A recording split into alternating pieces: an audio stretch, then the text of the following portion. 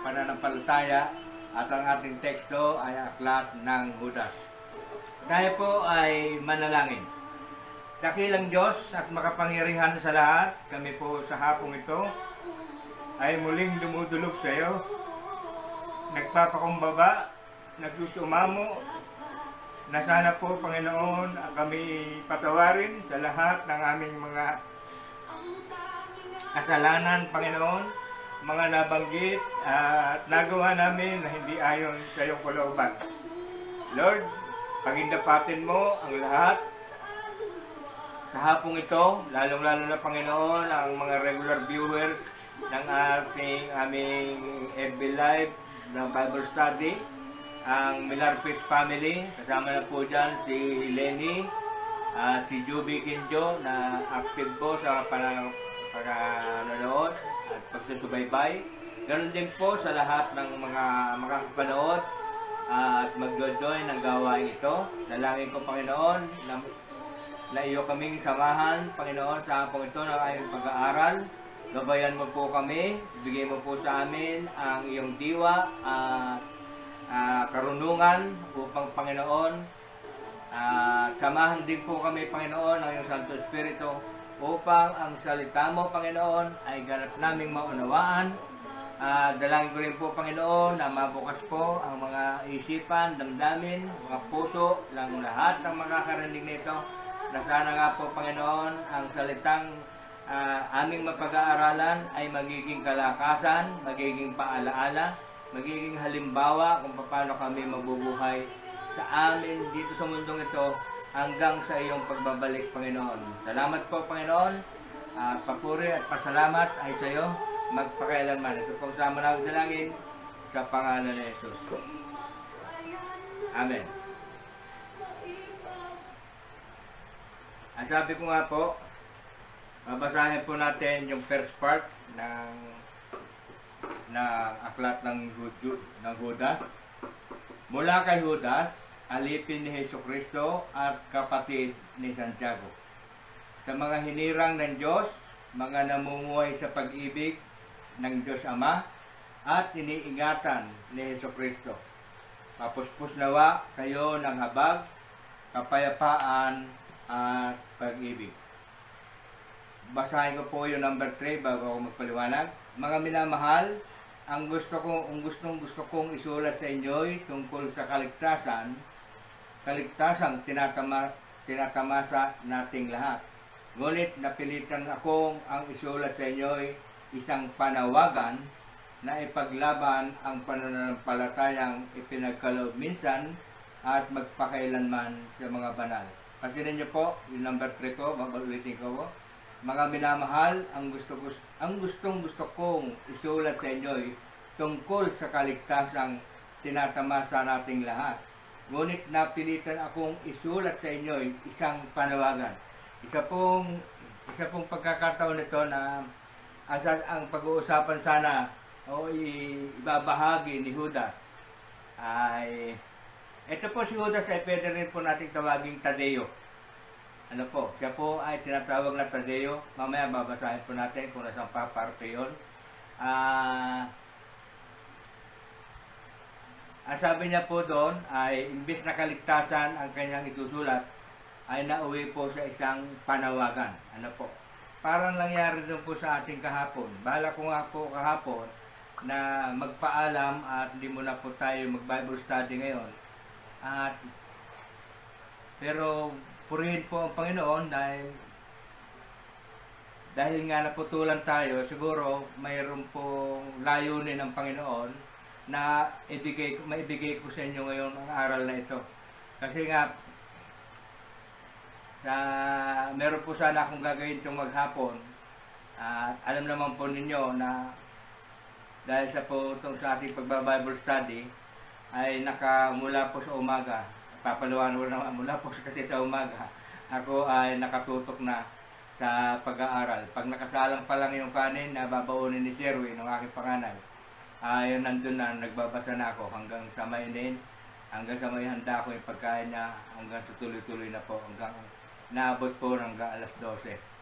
Pero purihin po Panginoon dahil hindi po hindi po nagtagumpay yung ano, ibig sabihin mas importante. Pinauna sa akin ng Panginoon na tayo ay magkaniig pa ngayon, magkasama-sama pa. Dahil ito nga po ay isang napakahalagang paalala. Kasi nga po, sabi nga po ni Judas, ay imbis na kaligtasan ang ibabahagi niya sa kanyang sulat, ito ay naging panawagan ng babala. Ano po? Warning. Kaya nga po dun sa ating teksto, sa ating paksa, sinabi ko ay magpakatatag sa pananampalataya. Kasi nga po ay kailangan tayong maging matatag, lalo na ngayon sa ating kapanahonan. Purihin po ang Panginoon. Ang sabi po sa verse 1 po, mula kay Judas, alipin ni Jesucristo at kapatid ni Santiago. Ito po yung mga katibayan na sabi ko po. Sabi po sa Matthew 13:55, hindi ba ito ang anak ng karpintero? Hindi ba si Maria ang kanyang ina? At ang pinag-usapan po rito ay ang ating Panginoong Jesucristo. Ako? Sabi po ng mga Parisiyo to, hindi ba ito ang anak ng karpintero? Hindi ba si Maria ang kanyang ina?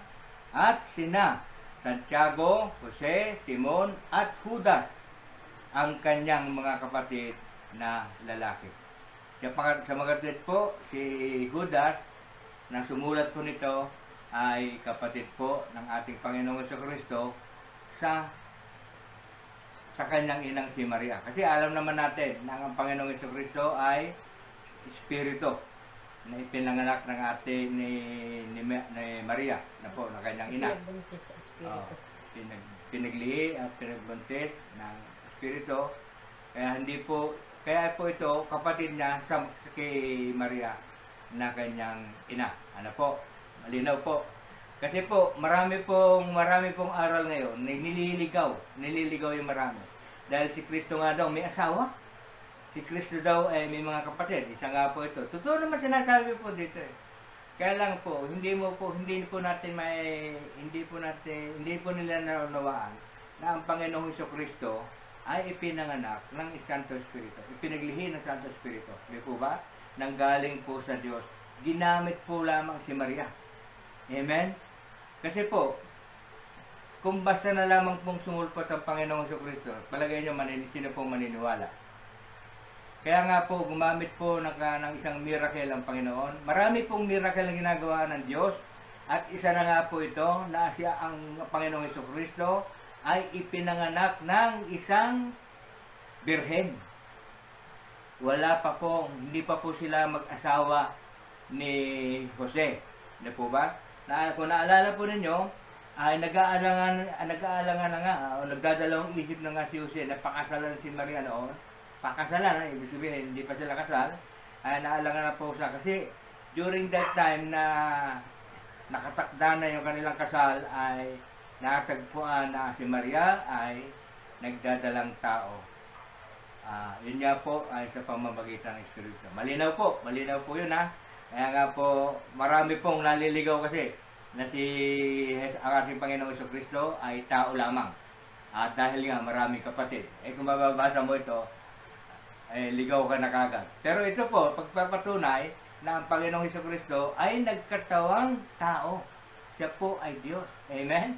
Amen. Mamaya may makikita po tayong mababasa rito na siya at ang Ama ay pareho Diyos. Amen?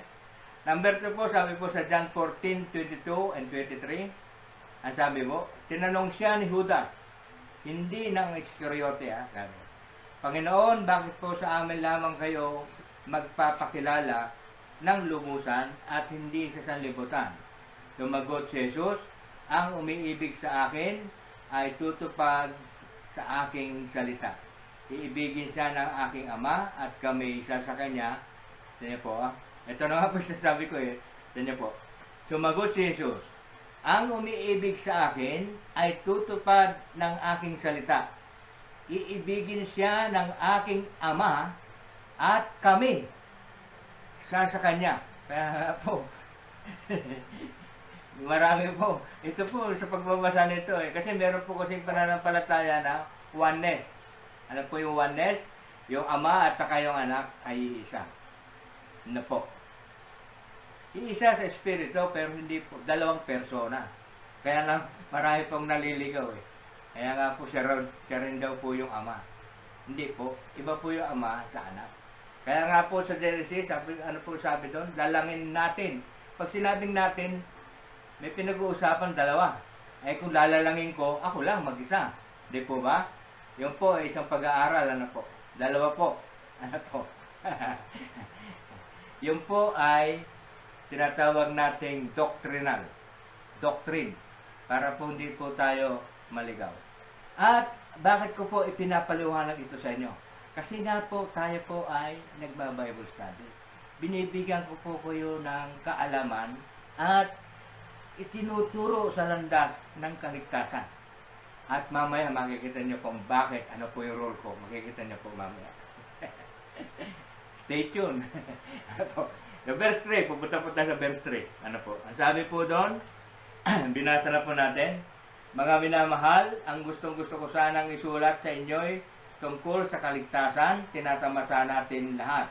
Ngunit, napilitan akong ang isulat sa inyo isang panawagan na ipaglaban ang pananampalatayang ipinagkaloob minsan at magpakailanman sa mga banal. Ano po? Sabi po sa verse 3, isang panawagan na mag-ingat at ipaglaban ang ating pananampalataya. Sabi po sa 2 Korinto, chapter 7, verse 1, minamahal, yamang ipinangako sa atin ang mga bagay na ito, linisin natin ang ating sarili sa lahat ng nakapagparumi sa ating katawan at espiritu. Kaya nga po yung article po, isang panawagan na mag-ingat at ipaglaban ang ating pananampalataya. Kaya nga, sikapin natin, sabi nga po, ang advice po ni Pablo, sikapin nating mamuhay na may takot sa Diyos hanggang sulubusan nating maitalaga sa Kanya ang ating sarili. Amen? Hallelujah! Di po ba? Kaya kailangan daw po natin ingatan. Isang panawagan na mag-ingat at ipaglaban ng ating pananampalataya. Yun po ang isa po advice. Sabi din po sa Levitico chapter 20 verse 7, italaga ninyo sa akin ang inyong sarili at magpakabanal kayo sapagkat akong si Yahweh ay banal. Amen? Kaya ingatan ninyo ang inyong sarili. Tayo po ay anak na ng Diyos dahil tayo ay sumampalataya na sa Kanya. Kaya po kailangan ginagawa lang po natin ay magpakatatag, magpakabanal at magpakalinis. Amen? Kaya nga po, sabi po doon, magpakanal kayo sapagkat akong si Yahweh ay banal. Ingatan ninyo, verse 8, ingatan ninyo at sundin ang aking mga tuntunin, akong si Yahweh ang nagtalaga sa inyo. Amen? At isa pa po ay sa Levitico 22 naman. Kanina binasa natin ay verse 20, chapter 20, verse 7 and 8. Ngayon naman po ay chapter 22, verse 31 and 32. Sundin ninyong mabuti ang mga tuntuning ibinigay ko sa inyo. Sabi po rito, may payo na naman, no? Huwag ninyong lalapastanganin ang aking pangalan. Yun po, dapat po natin galang. O kung lalapastanganin. Alam niyo po yung paglalapastangan sa Diyos ay blasphemy. Wala pong kapatawaran. Ano po? Kung yung teacher na Sambales ay handang magbayad ng 50 million para patayin daw sa Duterte. Nakita niya po sa post. Yun po ay mapaparusahan lang ng batas. Pero po, yung mag-iisip ng masama sa Diyos, paglalapastangan sa Diyos, ano po? Sabi po, ulitin ko, naligaw na yata ako. Sundin ninyong mabuti ang mga tuntuning ibinigay ko sa inyo. Huwag ninyong lalapastanganin ang aking pangalan. Bagkus ay dakilain ninyo ako si Yahweh na nagtalaga sa inyo. Kasi naman yung teacher na nagpo-post warning po sa inyo, kayo magpo-post ng against the government. Kahit na po, hindi po nabasa ng government yun. Kasalanan niyo po sa Diyos yun. Kung babasahin ko po yung Roma 13, wala pong pinuno ng bayan na hindi itinalaga ng Diyos. Kaya po ang lahat na nakaupo ay itinalaga ng Diyos na dapat galangin. Pag hindi nyo ginalang, ako ang hindi nyo ginagalang. Sabi ng Panginoon. Amen? Kaya nga po yung mga nagpo-post na, ako marami po, may babae na taga Singapore ata yun, o Taiwan, o ano, lugar yun. Taiwan na, sa Taiwan. Pinade-deport na po. Meron pag sumagot dun sa magbabayad daw ng 50 million. Tinaasan niya. Gagawin ko pa, dodoble ko pa, 100 million. Ano na kagabi? Nahuli na daw po. O, tinyo po. Yung po, may kaparusahan dito sa lupa. Pero yung ganon, gumawa po kayo ng ganon, kapalapastanganan sa Diyos. Ewan ko lang. Hindi po ako nagsasalita. Ang Biblia po magsasabi. Meron mamaya, makikita niya po, yung mamaya, nag-a-advance na naman ako Napupunta na tayo sa dulo Yan po, ang sabi po sa verse 3. Punta na po tayo sa verse 4. Ang sabi po sa verse 4, sapagkat nakasalingit sa inyo, nakasingit po ito nakasalingit. Ang lalim na Tagalog. Sapagkat nakasingit dapat ito nakasalingit sa inyo ang ilang taong walang Diyos at ang kaloob ng Diyos ay ginagamit nila sa kamunduhan. Ayaw nilang kilalanin si Jesucristo, ang ating kaisa-isang puno at Panginoon. Noong pangunay, sinabi na ng kasulatan ang parusang nakalaan sa kanila. Amen? Maraming tinatawag natin na Antikristo. Ang sabi po sa Roma, basahin po natin ang Roma chapter 6. Ano po? Alam na bunso ito. Ang pisa po sa 6:20 to 23. Ano po, basahin ko po. Sana nga po, babasahin natin hanggang mula 15 Pero pinaiksi ko, ganun din ang dating. Ano po? Sabi po sa 20 hanggang 23. Noong alipin pa kayo ng kasalanan, hindi kayo saklaw ng katwiran.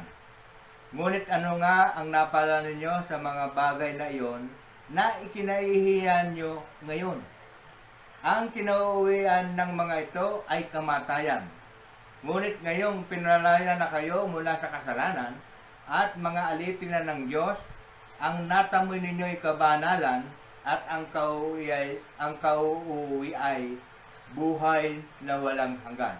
23, sapagkat kamatayan ang kaloob, ang kabayaran ng kasalanan, ngunit ang kaloob ng Diyos ay buhay na walang hanggan sa pamamagitan ni Kristo Jesus na ating Panginoon. Ano po? Ulitin po natin. Yung 23, nalabuan natin si Mrs. Sabi niya, sabi 23 po, sapagkat kamatayan ang kabayaran ng kasalanan, ngunit ang kaloob ng Diyos ay buhay na walang hanggan sa pamamagitan ni Jesucristo na ating Panginoon. Ang sabi po doon sa ating pinag-aaralan, ano po, yung marami pong hindi kumikilala sapagkat nakasalingit sa inyo ang ilang taong walang Diyos at ang kaloob ng Diyos ay ginagamit nila sa kamunduhan.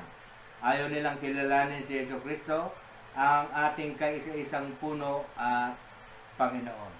Yun nga po, yung hindi po kumikilala ay nagbabayad po at magbubunga ng kamatayan para sa kanila. At ganoon din po sa 2 Peter, babasahin po natin ang 2 Peter chapter 2 verse 1, ang sabi po, chapter 2 verse 1 to 3. Ang sabi po rito, noong una, 2 Peter po ito 2 Peter chapter 2 verse 1 to 3. Noong una, lumitaw sa Israel ang mga bulaang propeta. Sa inyo naman, may lilitaw na mga bulaang guro. Gagamitin nila ng katusuhan ang pagtuturo ng mga aral na makasisira sa inyong pananampalataya. Itatakwil nila ang Panginoong nagligtas sa kanila, kaya't biglang darating sa kanila ang kapahamakan. Sa inyo po, gayon man, marami rin silang mahihikayat na sumunod sa kanilang kahalayan. Dahil dito, pati ang daan ng katotohanan ay malalapastangan. Verse 3, sa kanilang kasakiman, inilinlangin nila kayo ng matatamis na pangungusap upang makuha ang inyong kayamanan. Matagal lang handa ang hatol sa kanila at ang pupuksan sa kanila ay hindi natutulog. Naalala ko tuloy yung isang pastor po na nagkaroon po ng usapin yata pa yun. Dami niyang miyembro na kailangan daw mag-invest kayo ng 5,000, kumari hanggang 20,000 yung kikita. Pastor po yun. Nakakalungkot, ano po. Nakalimutan ko po yung pangalan nun. Kailan lang, bago po mag-pandemic. Pinag-uusapan po yun eh. At merong mga politikong sumusuporta ron sa pastor. Pero gusto niyo po ng presidente na hulihin at parusahan. Ano po. Kasi nga po, marami pong tinangay na pera ng mga kanyang mananampalataya. Kaya yung pong ibang mananampalataya na gusto nang bawiin yung pera, ala na po. Hindi na po mabawi. Kasi po, sinasabi niya, dinadahilan niya eh. Katulad yung binasa natin, sa 2 Peter, dinadahilan niya, offering yan. Tapos pag nag-offer kayo ay tutubo. Ano po? May pangako na gano'n. Isipin niyo po yung mga gano'n. Marami pong talagang madaling madadala ng matatamis na salita. Ano po? Manilil lang ng mga peke. Kaya nga po, yung turo ko, tulad po ng turo ko, medyo masakit eh. Pero may katotohanan po kasi ito eh. Hindi naman po kasi ako nagsasabi ng matamis. O masarap sa pagdinig ninyo. Di ba sinabi ko nung nakaraan na sa inyo? Ang bibigay ko yung alam ko na magiging paalala sa inyo para hindi kayo bumitaw sa Panginoon. Amen? Dahil meron po layunin po ang Panginoon sa inyong buhay. Kaya wag po kayong basta bibitaw ng pera o lalo na o aanib sa mga ganon. Siya sa atin yung muna. Binasa ko na po nung nakaraan sa inyo yung 1 John chapter 4, yung mga bulaang propeta. Andito na nga rin po yun. Andito po. Mababasa po natin. So, ayun nga po, nabasa ko. Huwag na po natin saglitan. Ano po? Baka maputulan na naman. Ano po sabi? Yun na nga po, sabi po sa verse 4, yung aking title doon, ay lihim na nakapasok sa inyo ang mga taong Antikristo. Ano po? Sabi po. Kaya dako na po tayo sa chapter 5. Verse 5 ng chapter 5. Sabi po sa verse 5 ito, bagamat alam na ninyo, ibig ko ring paalala ito sa inyo. Matapos iligtas ng Panginoon ang bansang Israel sa lupain ng Ehipto, pinuksa niya ang mga di sumampalataya sa Kanya. Yun na po ay biligan ko po ng ng title ito, or article sa number 5. Ipinaalala ng Diyos na pupuksain niya ang makasalanan. At hindi naman ito bago sa inyo. Ano po? Alam nyo na ang Diyos ay magpaparusa. Pupunta naman po tayo dun sa argument na ang Diyos daw ay wag daw tayong matakot sa Diyos. Ano po? Sabi ko, hindi, kailangan tayong matakot sa Diyos. Ba't ka matatakot pag-ibig ang Diyos? Sabi niya po. Yan po argument niya. Sige ka, pag hindi ka natakot sa Diyos, hindi mo naiisipin na ang Diyos pagdating ng panahon ay parurusahan niya yung mga hindi sumampalataya. Yun po ang masakit. Yun ang dapat kinatatakot natin. Kasi dapat po nating malaman na meron pong kaparusahan yung mga wala sa Diyos. Amen? Pinag-aralan na po natin yan eh. Who is on the Lord's side? Sino yung nasa panig natin? Wala pang 4 na araw pa lang po yata. Pinag-usapan natin, who is on the Lord's side? Kaya nga, mamimili lang po kayo eh. Dadalawa lang pagpipilian eh. Ano po? Ang sabi po sa Kawikaan 1:29. Sabi po, hanggang 32 yata yun. Sabi. Ito po. Umpisahan ko po, Kawikaan chapter 1, verse 29. Pagkat itong karunungan ay hindi ninyo minahal. Wow. Kay Yahweh ay dinatakot ng may lakip na paggalang. Sabi ko na, kailangan may takot eh. At may paggalang eh. Inyo pangang tinanggihan itong aking mga payo. Itinapong parang dumi itong paalala ko. Kaya nga, yan masakit. Inyong aanihin ang bunga ng inyong gawa. At kayo ay uusigin ng nasa inyong ubod. At kayo ay uusigin ng nasa yung nasa ano po, ninyong ubod sama. Katigasan ng ulo ang papatay sa mangmang, sa dusa ay masasadlak sa kawalan ng kaalaman. Ngunit ang makinig sa akin, mananahan ng tiwasay, mabubuhay ng payapa. Nabasa ko po pati yung 33. Kailangan daw po ay ano po sa atin, pinaalala ng Diyos, pinapaalala po sa atin, napupuksain niya ang mga makasalanan. Ganon din po sa Mateo 10:28, sabi po, huwag ninyong katakutan ang pumapatay ng katawan, ngunit hindi nakapapatay ng kaluluwa. Sa halip, ang katakutan ninyo ay ang pumapatay o ang katakutan ninyo ay ang nakapapatay ng kaluluwa at katawan sa impyerno. Ano po?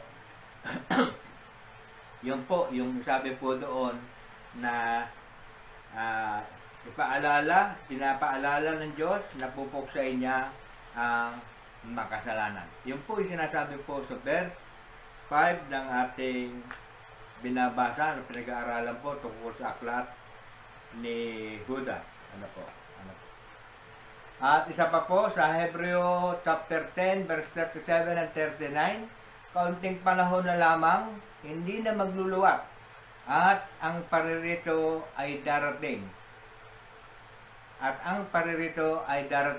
Ang tapat kong lingkod ay mabubuhay sa pananalig sa akin.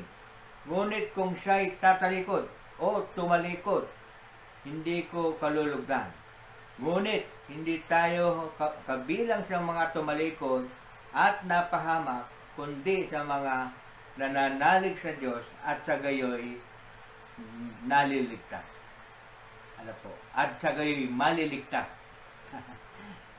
Kasi pag sinabing maliligtas, future. Ano po? Pag naliligtas ay present. Ano po? Naliligtas pa lang. Hindi po. Future. Maliligtas. Ano po? Yun po ay paalala. Lagi po sa atin. Kaya nga po sabi ni Judas imbis na salvation ng ano ko, bigyan po kayo ng warning. Kasi po, nakikita niya na po. Nakikita, sa panahon pa na po nito ng mga apostol, ha? Ilang fault na, hindi lang 100 times na naging masama ang tao mula noon. Samantalang noong panahon na yun, nakita nila ng mga apostol yung kasamaan ng tao. Ano po? Hanggang ngayon. Kaya nga po hanggang ngayon, bakit po? Yun nga po sinasabi ko yung diablo ay nagdo-double time. Gumagamit ng mga tao na manlilin lang.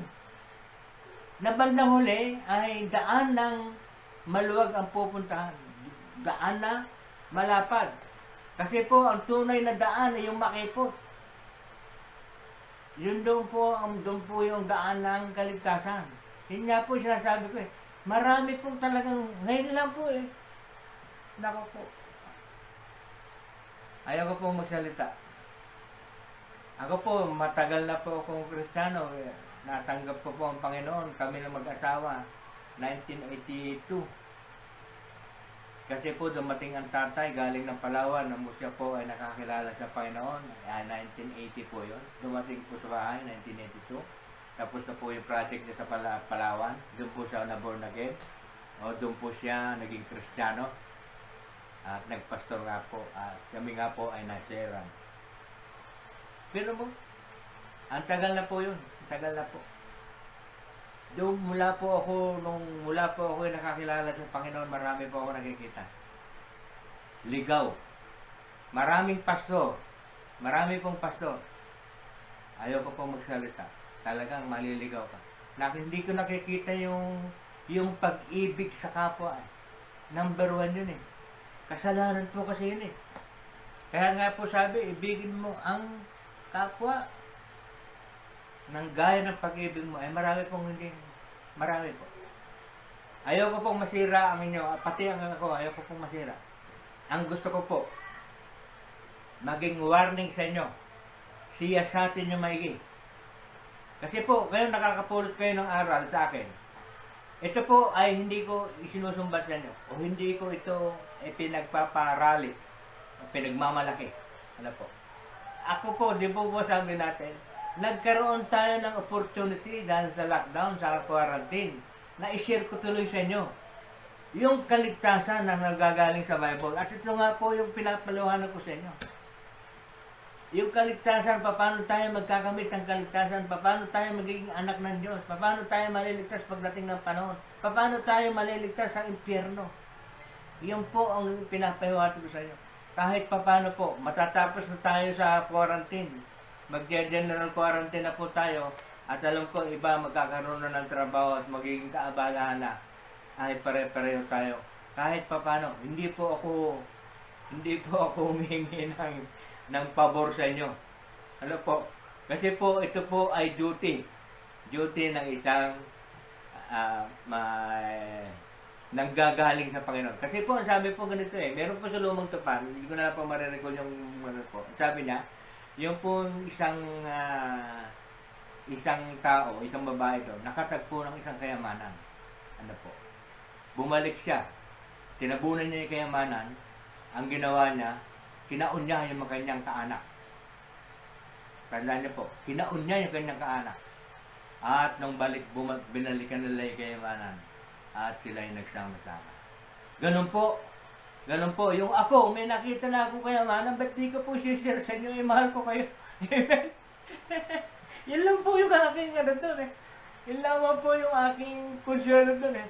Mamaya malalaman nyo kung bakit. Ano po? Baka mabitawan ko pa eh. Matala po tayo sa verse 6. Sabi po sa verse 6. Ano po? Lumahalpas ako eh. Kaya minsan eh. Mahirap yung nag-a-adlib eh. Sa verse 6 po. Alalahanin din ninyo ang mga anghel na di. Ito na pala tayo, mutik na nga ako. Sabi ko na nga, before eh. Kaya niyo po, alalahanan din ninyo ang mga anghel na di nananatili sa kanilang dating kalagayan at kapangyarihan, kundi iniwan ang kanilang tahanan. Sila'y ginapos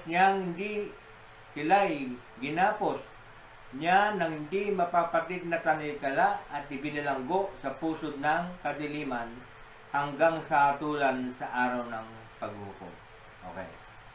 Ito po, nasabi ko po sa verse 6 po, yung mga anghel na tumalikod. Pero tingnan ko po, babasahin ko po sa inyo yung anghel na marami po kasi anghel eh. Si San Miguel Arcangel ay anghel po yon. At may mga kanya-kanyang purpose po yung anghel. Ano po? Nilikha po sila ng Diyos. Hindi po sila Diyos. Sila po ay katulad natin na nilikha lamang ng Diyos. Amen? At alam niyo po ba na tayo pa ang may karapatang humatol sa mga anghel. Sabi po sa Hebreo, another additional input na naman sa inyo. Tayo pa ay mas mataas pa sa anghel sapagkat tayo ay pwede nating hatulan ang mga anghel. Pero basahin ko muna po yung Hebreo 1:14. Nakakita na po ba kayo ng anghel? Tanong ko po sa inyo. Kung hindi pa, ay makakakita na po kayo ngayon.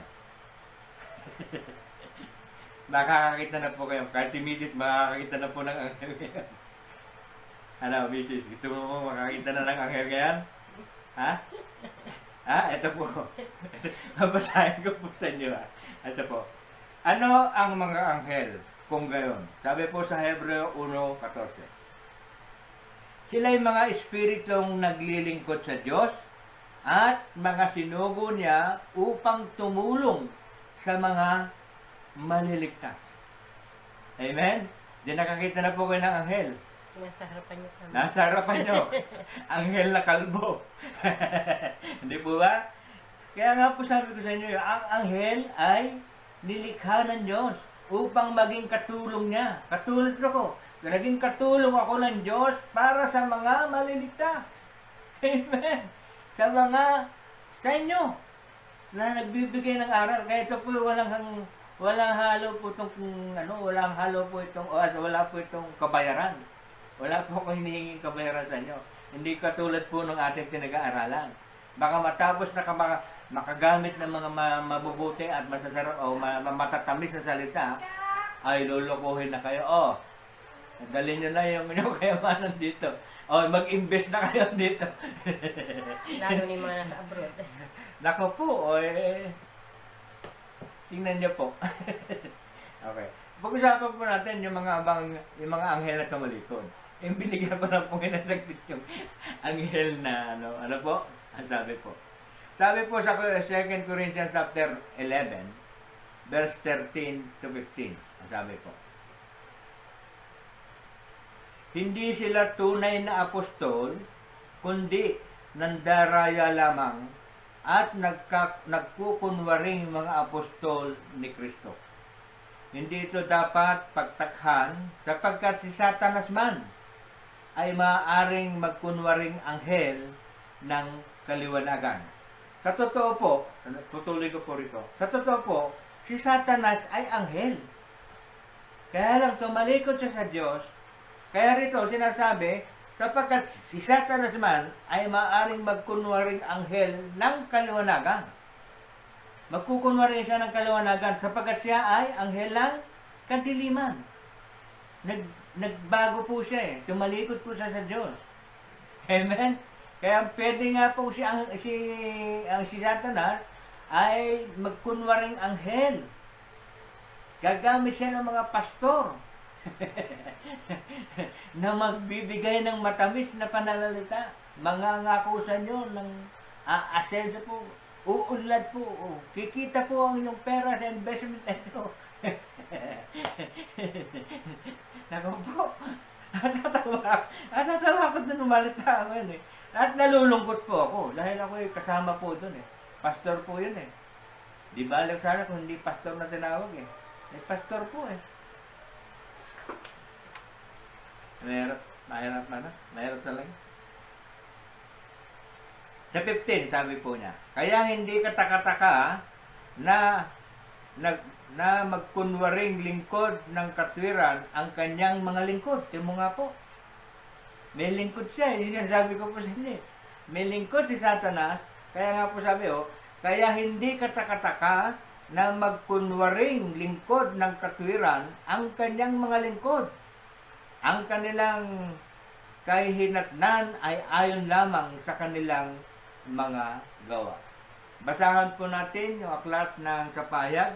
Sabi po, Pahayag chapter 20 verse 9 to 10. At sabi po, kumakalat sila sa buong sanlibutan at pinaliligiran ang kuta ng mga hinirang ng Diyos. Sabi ko na nga sa inyo ang diablo nasa paligid lang natin.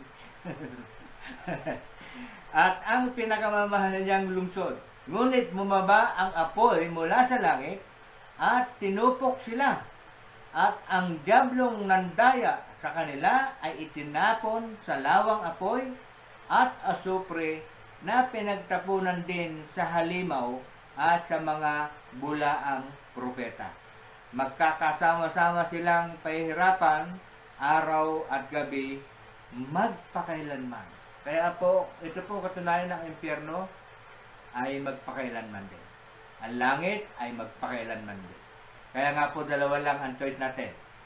Mamili po kayo. Buhay na walang hanggan sa langit, buhay na walang hanggan sa impyerno.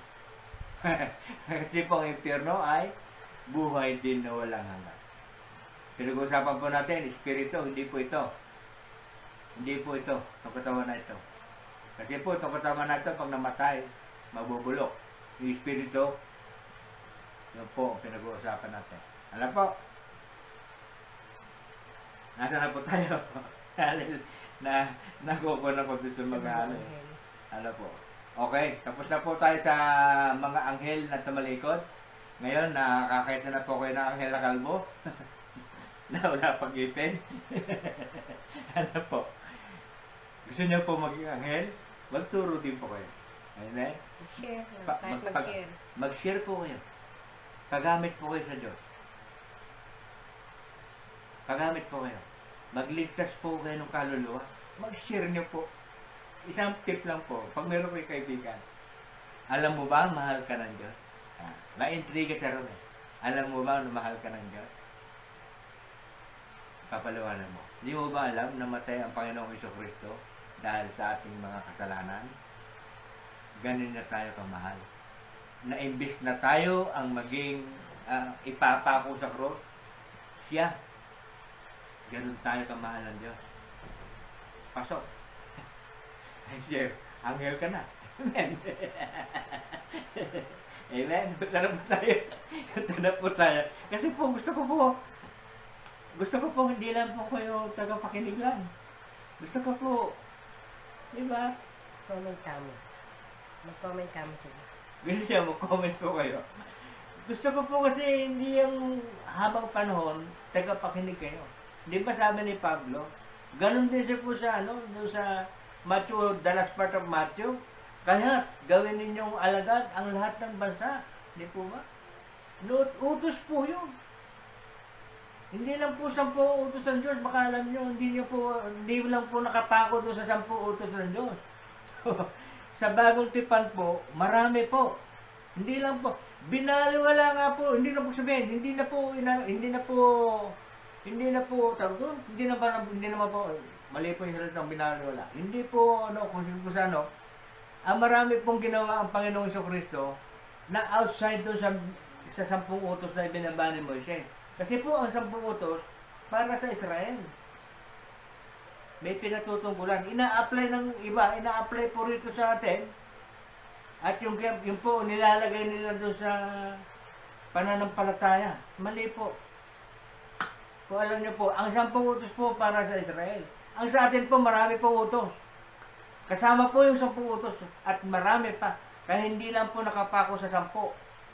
At isa po sa utos doon, humayo kayo at gawin niyo ang alagad ang lahat ng bansa. Utos po yun eh. Sino po may sabi noon? Ang Panginoong Jesucristo. Kaya nga po yung sabi niya, humayo kayo.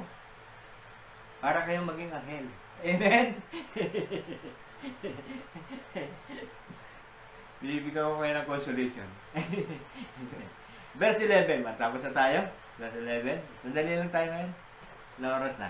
Oras na nag-umpisa, alaw na. Oh, wow, mag-aalas doon. Wala pa tayo. Mag-iisang oras na pa. Ang sabi po sa verse 7, sumunod sila sa halimbawa ni Cain. Masahin ko nga po yung verse 7. Dahil sa kanilang walang habas na pagkain at pag-inom, napakalaking kahihiyan at kasiraang puri ang sila'y makasama ninyo sa mga salo-salong pang magkakapatid. Wala silang inaalala kundi ang kanilang sarili. Para silang mga ulap na tinatangay ng hangin at di nagdadala ng ulan. Mga punong kahoy na di namumunga kahit kapanahunan. Bunot pati ugat at talagang patay na. Para silang mga daluyong sa dagat na ang pinakabula ay ang kanilang mga gawang kahiyahiya, maligaw na tala at nakalaan sa pusikit na kadiliman magpakailanman. Ano po?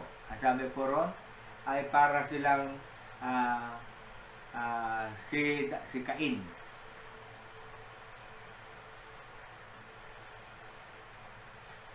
Kasi po yung binanggit po rito doon sa aking binabasa. Kaya parang sila isikain. Bakit?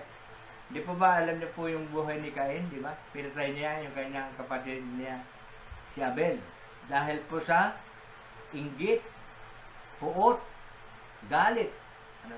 Kaya nga po yun po ang nagbunsod ng pagkapatay niya sa kanyang kapatid. At yun po, yung nakikita po rito sa sa verse 11, sumunod sila sa halimbawa ni Cain. Kaya po ito may Cain, dito sa aking instruction na binabasa, yun po ay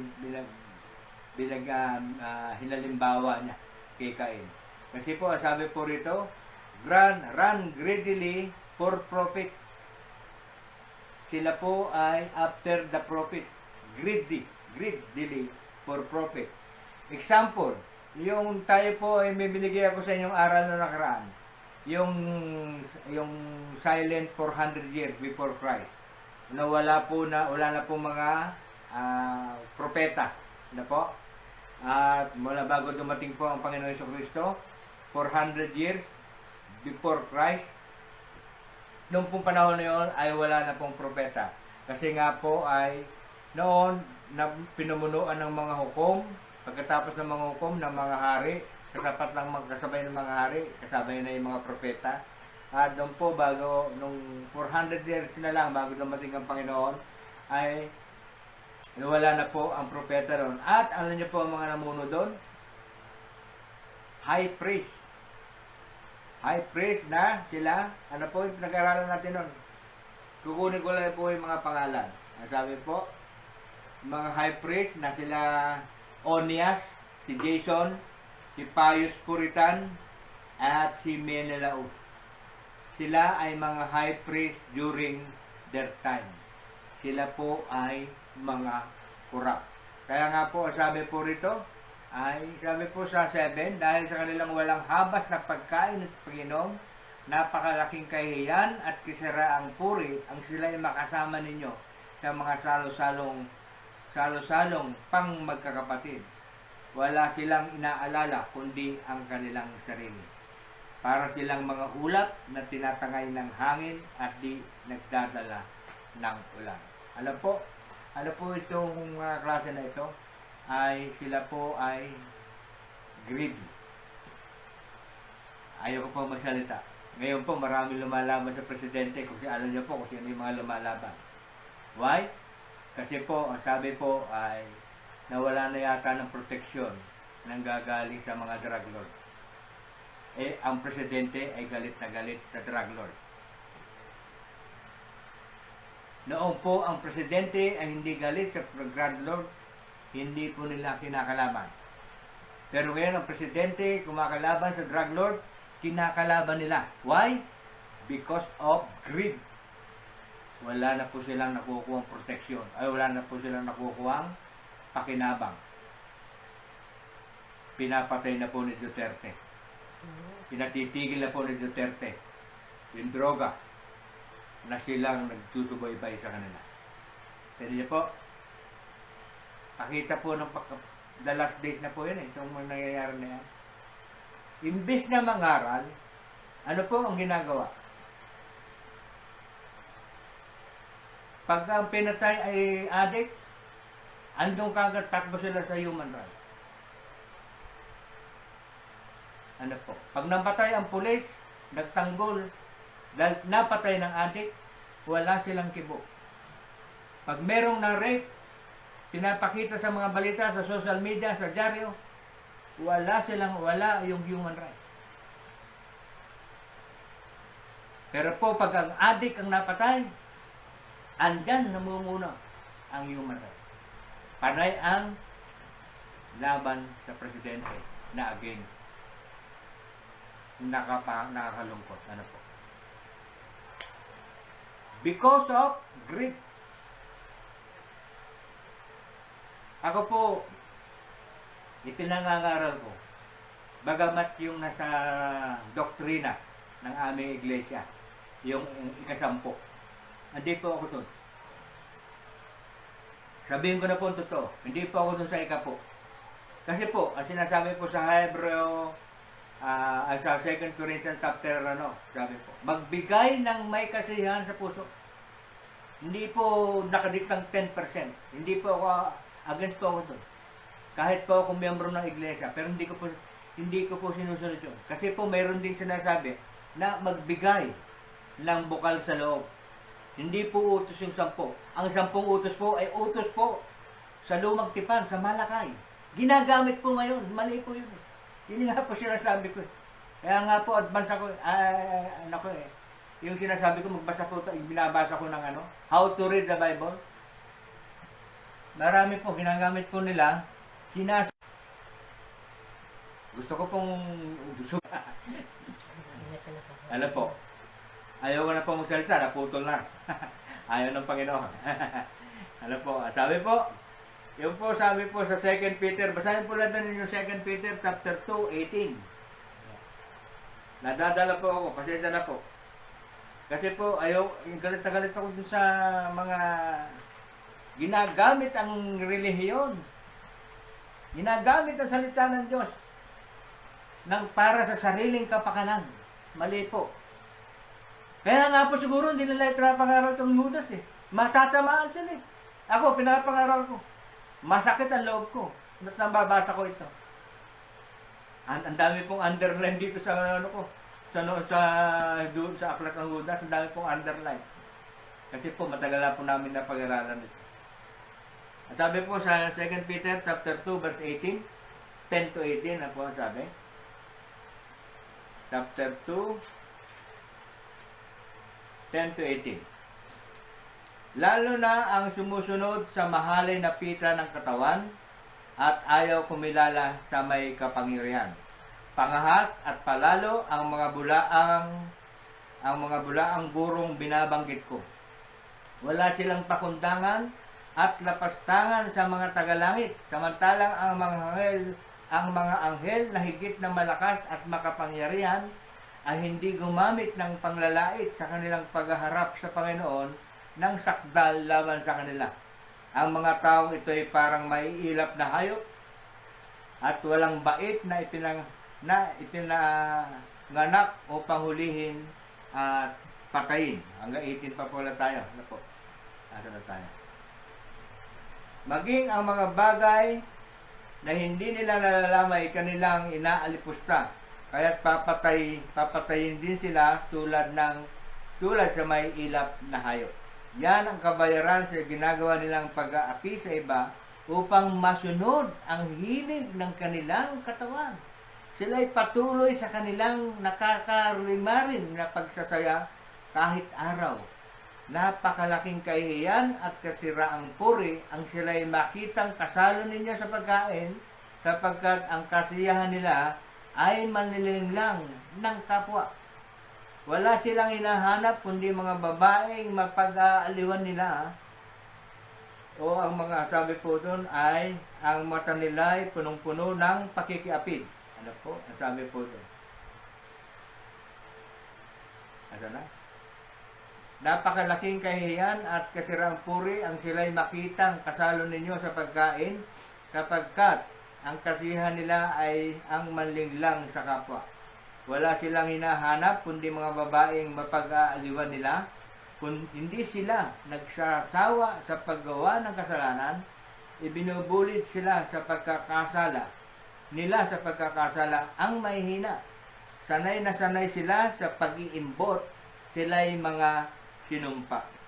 Kung meron po kayong Bible, basahin niyo po ang Matthew 23. Basahin niyo po ang Matthew 23. Buo pong 23. Sino po yung may Bible dyan? Basahin niyo po. Assignment ko po sa inyo. Makikita niyo po. Hindi po sinasabi ko dito. Naligaw sila ng landas. Tinularan nila si Balaam na anak ni Bosor. Nagpaupa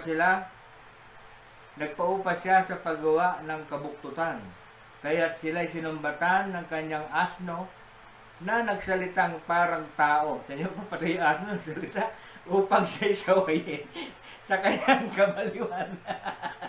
Sa inyo po, yung asno nakapagsalita dahil sa kabuktutan ng mga ano po nito. Ang nakakatulad 17, ang nakakatulad ng mga bulaang gurong ito ay mga batis na natuyo at mga alapaap na tinataboy ng unos. Sila'y inilaan na ng Diyos sa pusikit na karimlan. Amen? Tingnan niyo po, hindi naman po natutulog ang Diyos. Kaya nga po sabi ko, hindi niya kaagad pinatay ang dyablo, hinayaan niya po yan. Kaya nga, tayo ay pinapaalalahanan ngayon ng Panginoon. Hindi po ako. Tayo po ngayon sa pamamagitan po ng sulat ni Judas.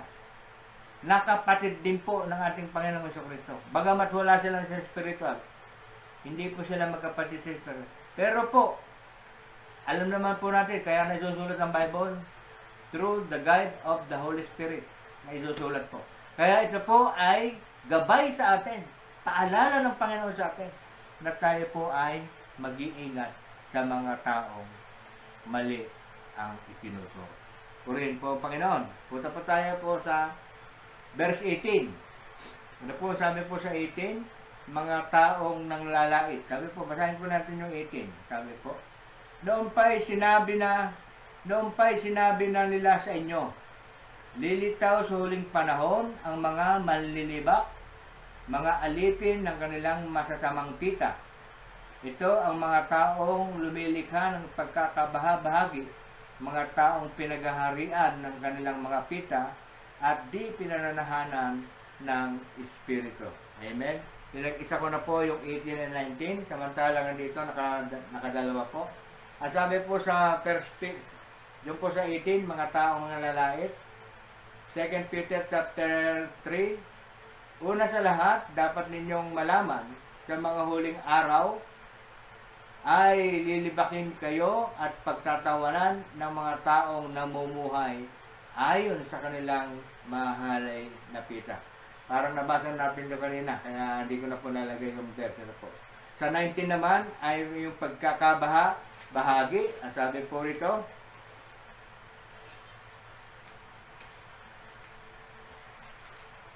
sabi po sa Roma 16, verse 17 and 18. Kaya kinuha ko na lang po dito sa ating aral kasi gamit na po natin itong verse na to. Kaya dito ko na lang po binubuklat sa notebook. Ay pinamamanhik ko sa inyo mga kapatid, tandaan ninyo ang mga lumilikha ng pagkakampi-kampi at nagiging sanhi ng pagtalikod sa mga aral na tinanggap ninyo, iwasan ninyo sila. Sabi sa 18, ang gayong tao ay hindi naglilingkod kay Kristo na ating Panginoon, kundi sa kanilang makasariling hangarin. At sa pamamagitan ng kanilang magaganda at matatamis na pangungusap, ay ililigaw nila ang mga mapaniwalain. Amen? Ganun din po yung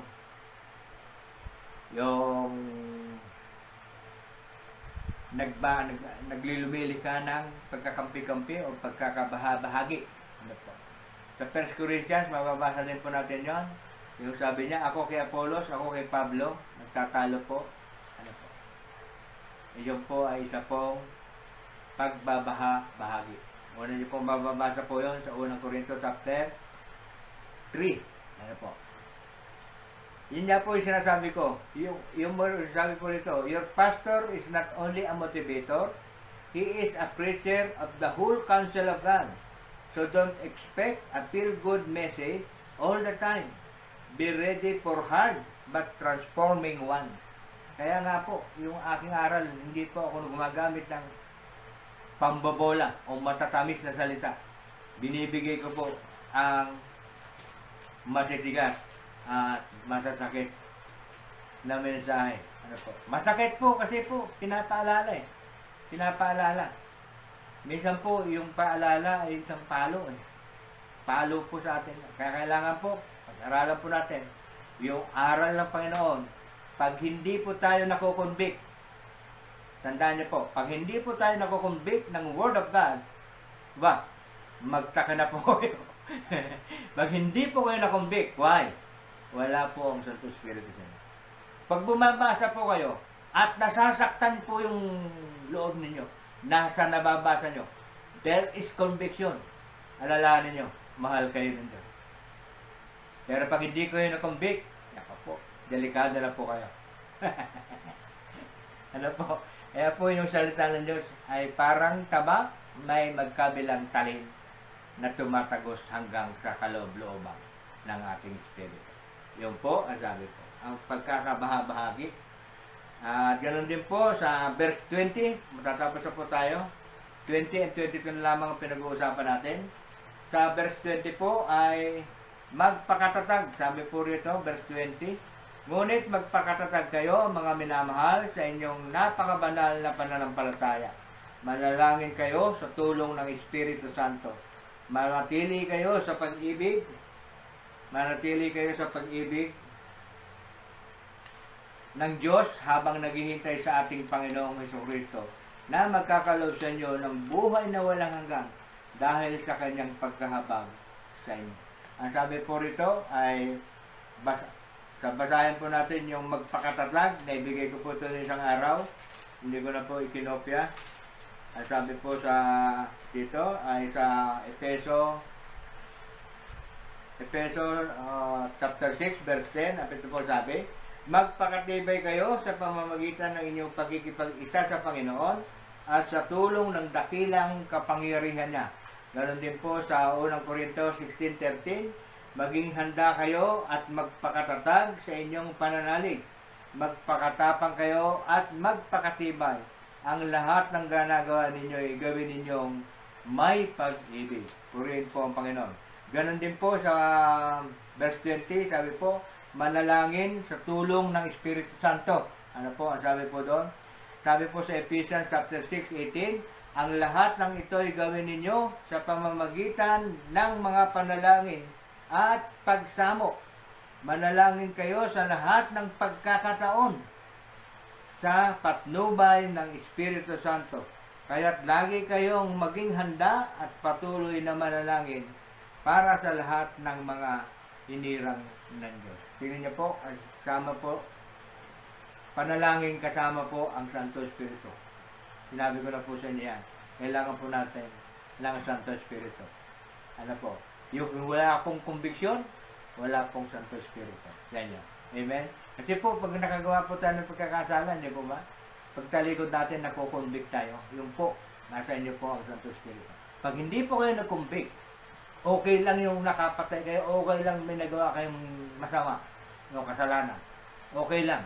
Hindi kayo na-convict. Ay, isip-isip din. Isip-isip. Ano po? Kaya nga po, yun po ay ang number 3 po, ang sabi po sa manatili sa pag-ibig. Basahin daw po natin yung Efeso chapter 3:16. Ang sabi po sa 3:16, ang sabi po, hinihiling ko ayon sa kanyang kayamanan at kadakilaan na palakisin niya ang inyong buhay espiritual sa pamamagitan ng kanyang espiritu.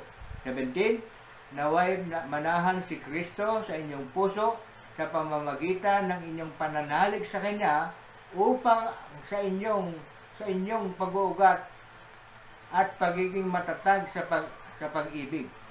Maunawaan ninyo kasama ng mga hinirang kung gaano kadakila ang pag-ibig ni Kristo. 19, at naway makilala ninyo ang hindi matingkalang pag-ibig na ito upang mapuspos kayo ng kapuspusan ng Diyos. Yun nga po sabi po doon sa 19, sa 20, sabi, manatili kayo sa pag-ibig ng Diyos habang naghihintay sa ating Panginoon Jesucristo na magkakaloob sa inyo ng buhay na walang hanggan dahil sa kanyang pagkahabag sa inyo. Yun po, binasa po natin sa Efeso chapter 3:16 to 19. At ang huli po, ito po yung sabi po sa verse 22, kahabagan ninyo, tulungan ang mga nag-aalinlangan, sagipin ninyo ang mga nasa apoy, ang iba naman ay kahabagan ninyo. Ngunit mag-ingat kayo pasuklaman ninyo pati ang mga damit nilang tigmak ng kahalayan. Kaya nga po, sabi po rito naman sa ating article, kaawaan at agawin ang mga hinatulan. Yun nga po ang trabaho natin ngayon. Ginagawa ko po ngayon ay kaawaan at agawin kayo sa kahatulan. Yung mapupunta po sa kahatulan. Kaya nga po tayo nagba-Bible study, at least ngayon, marami na po kayo nalaman. Marami na po ako naibigay sa inyong input about the Bible, about the salvation, about the kaligtasan, about sa pag-ibig ninyo. Lahat po ay mabubuli-buli niyo po kung saan na po kayo ngayon sa pananampalataya po ninyo. Ano po? Sabi po rito sa Awit 34 verse 5 to 6, nagagalak ang aping umaasa sa kanya, pagkat hindi nabigo ang pag-asa nila. Tumatawag sa Diyos ang walang pag-asa, sila'y iniligtas sa hirap at dusa. Diba po, inagaw po sila, iniligtas sa hirap at dusa. Ganon din po, sabi po sa 1 Timothy chapter 4 verse 8 to 10, may pakinabang sa pagsasanay ng katawan, ngunit higit ang pakinabang sa pagsasanay ng kabanalan, sapagkat may pangako hindi lamang sa buhay na ito, kundi maging sa buhay na darating. Amen? Totoo ang kasabihang ito at dapat paniwalaan. Dahil dito ay nagsisikap at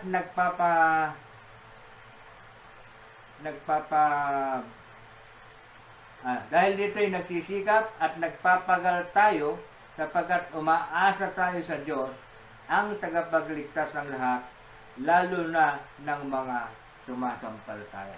Yun na po, inagaw po yung mga maliligaw. Kumbaga sa bago pa umahuli, bakit po may tinatawag na lingkod ng Diyos pag mamamatay na? Ano po? Minsan mga pastor tinatawag, ano po? Ang mamamatay na. Inaagaw po yung kaluluwa ng mamamatay na. Alam niyo po ang trabaho po ng pastor? Ulo lingkod ng Panginoon. Di ba pag merong bibitayan, meron itong pinapupunta. Aagawin nila yung kaluluwa nila bago mapunta sa internet. Yan po ang purpose doon. Aagawin. Kasi nga po, yung tao bago po malagatan ng hininga, kailangan niyang tanggapin ang Panginoong Jesucristo sa kanyang huling hininga. Hindi po yung namatay na kasama ng Panginoong Jesucristo. Bago siya namatay, siya ay sumampalataya. Kinilala niya ang Panginoon. Kaya nga po, sabi po ng Panginoon sa kanya, ngayon din, kakasamahin kita sa aking paraiso. Amen? Praise the Lord. Puliin po ang Panginoon, tayo po ay manalangin. Amang banal na makapangyarihan sa lahat, sa oras pong ito, patuloy nga po Panginoon na kami lumalapit sa iyo, nagpapakumbaba, lumuluhod sa iyong harapan upang humingi Panginoon ng iyong kapatawaran sa aming mga kasalanan. Linisin mo nga po Panginoon ang lahat ng aming mga karumihan na hindi nakalulugod Panginoon sa iyong harapan. Ito nga po Panginoon ang nagiging hadlang upang kami hindi makalapit sa iyong harapan. Kaya nga po Panginoon, patuloy nga po Panginoon na ito inilalapit namin sa iyo. Inihingi po ng tawad at patuloy mo nga po kaming hawakan upang hindi na po kami muli pang makagawa ng mga kasalanan. Sa hapong po ito Panginoon, patuloy po kaming nalalangin. Nasabay-sabay po kaming nalalangin sa hapong ito.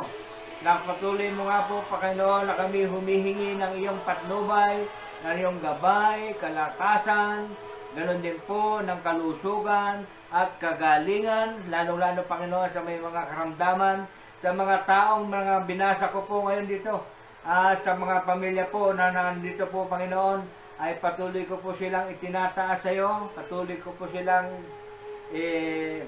inilalapit sa iyo na may pananampalataya, sa gabay po ng Santo Espiritu, na patuloy mo nga po silang gabayan, patnubayan, Panginoon, at pagpalain po sa lahat ng kanilang ikinabubuhay.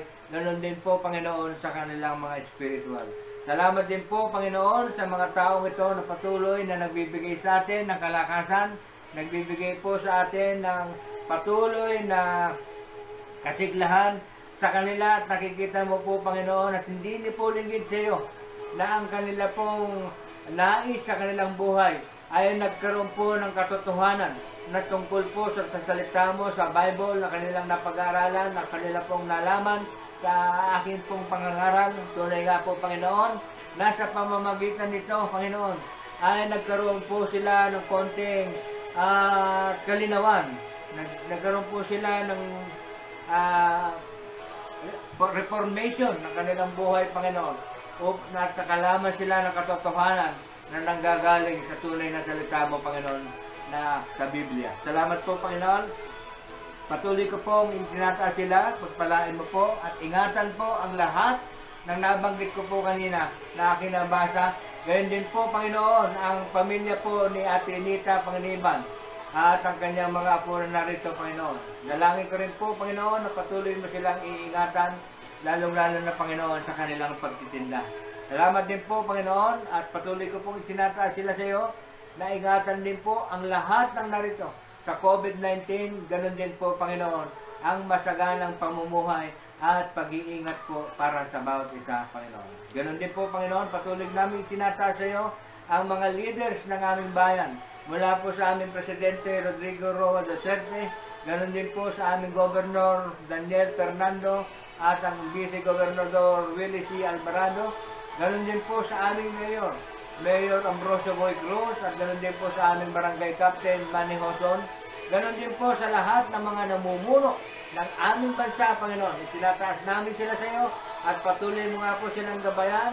Bigyan mo po sila ng wisdom and power, Panginoon, and knowledge na nanggagaling sa iyo. At patuloy ko rin po itinataas sa iyo ang lahat ng mga staff, empleyado po ng accounting office, sa pangunguna po ni Ma'am Marites Frenal at Ate Merly de Belen Paulino. Patuloy ko po, tinataas sila sa iyo.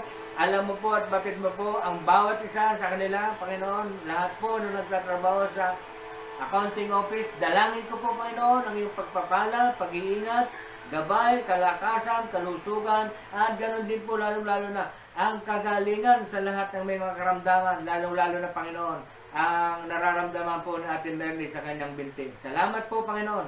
Ikaw po ang patuloy na kumilos sa kanilang kalangitan. Abutin mo po ang kanilang mga kahilingan. Gayun din po ang kanilang mga mahal sa buhay. Salamat po, Panginoon. Patuloy kaming umaasa. Patuloy kaming nananalig na ikaw ay lagi naming kasama, Panginoon, sapagkat tunay nga po sinabi mo, hindi mo kami iiwanan, hindi mo kami pababayaan. Ganun din po, Panginoon, patuloy po namin tinatanggap na ang lahat ng aming panalangin na inaabot mo nga po, Panginoon, ang lahat ng aming panalangin. Lalong-lalo na, Panginoon, sa nag-birthday na anak po ni Lenny, Panginoon, si Pamela Griganda, Panginoon. Na dalangin namin, Pamenoon, at tinataas namin siya, Panginoon, na ang kanyang buhay, pagpalaan mo po ang kanyang kaarawan ngayon. Dagdagan mo pa po ang kanyang kalusugan, kalakasan, at biyaya, Panginoon, na magagaling sa iyo. Pagpalaan mo po ang kanyang buhay, at ganun din po, Panginoon, ang kanyang kalusugan. Salamat po, Panginoon, sa kanyang buhay, at dalangin ko na siya nga po ay lumakad ng may pananalig sa iyo at nagmamahal sa iyo, Panginoon. Salamat po, Panginoon, sa lahat po ng aking mga kaibigan na hindi po nailista rito, mga nakakakita at nakakapakinig ng aral na ito. Itinataas ko po sila sa iyo, Panginoon. Pagpalain mo po at ingatan ang bawat isa. Ganun din po, Panginoon, ang pagpapalang material at pagpapalang espiritual. Salamat po, Panginoon. Patuloy kami nagpupuri. Patuloy po kami nagpapasalamat. Sa iyo po ang katakilaan, kalwalatian, magpakailanman. Ito po ang sama namin dalangin sa pangalan ni Jesus. Amen. Amen. Praise God.